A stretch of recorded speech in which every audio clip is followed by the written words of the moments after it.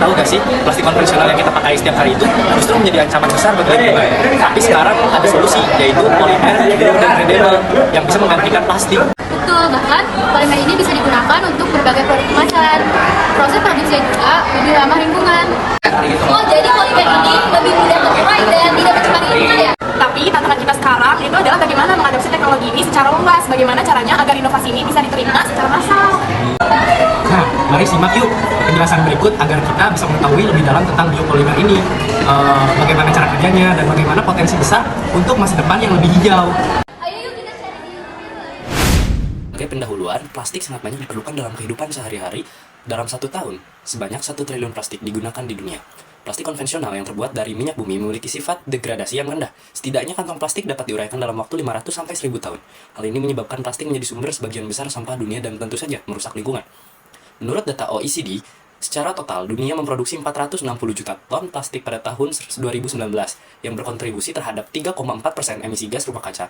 Dan sekitar 36% dari plastik ini atau 165,6 juta ton digunakan dalam kemasan plastik.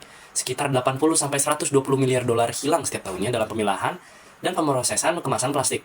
Kemasan makanan dan minuman menghabiskan sekitar 60% dari semua kemasan plastik.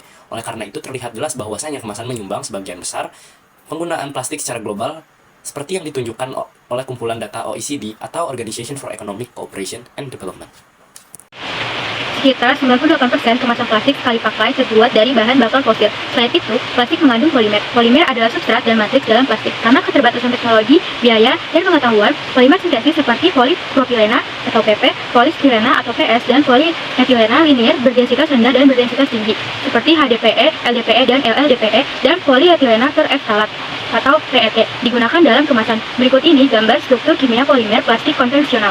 Biopolimer yaitu polimer yang dapat terdegradasi berbasis bio, mulai mendapatkan perhatian sebagai alternatif yang lebih baik untuk polimer sintesis. Plastik biodegradable terbuat dari bahan polimer alami seperti pati, selulosa, dan lemak. Seiring perkembangan zaman, penelitian ini juga mengeksplorasi bahan alternatif seperti polikaprolakton, yaitu mudah diolah tetapi memiliki waktu degradasi yang lama. Yang kedua ada polilaktida atau PLA, dihasilkan dari pati jagung dan umbi-umbian, dan memiliki sifat mekanis yang baik namun rentan terhadap kelembaban. Yang ketiga ada kitosan, yaitu terbuat dari kulit udang, memiliki sifat serupa PLA tetapi dengan kekuatan yang lebih rendah. Keunggulan dan kelemahan, bioplastik menawarkan keunggulan seperti waktu degradasi yang lebih cepat sekitar 3-6 bulan dibandingkan plastik konvensional yang bisa memakan waktu ratusan tahun. Namun, tantangan tetap ada, termasuk biaya produksi yang lebih tinggi dan sifat mekanis dari bioplastik yang seringkali lebih rendah dibandingkan plastik konvensional. Akan tetapi, sektor pengemasan mengalami pertumbuhan yang pesat dalam skala global. Berdasarkan laporan yang diterbitkan pada April 2022 oleh Exactitude Konsultansi, firma riset pasar dan layanan konsultasi, pasar polimer biodegradable diperkirakan akan tumbuh pesat dengan CAGR 14,4% dari tahun 2020 hingga 2029. Nah, hal ini menunjukkan minat yang meningkat terhadap solusi ramah lingkungan.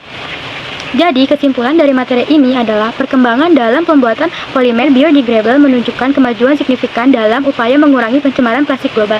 Dengan inovasi dalam bahan baku, teknologi produksi, dan pemanfaatan limbah pertanian, bioplastik dapat menjadi solusi berkelanjutan untuk masalah lingkungan saat ini.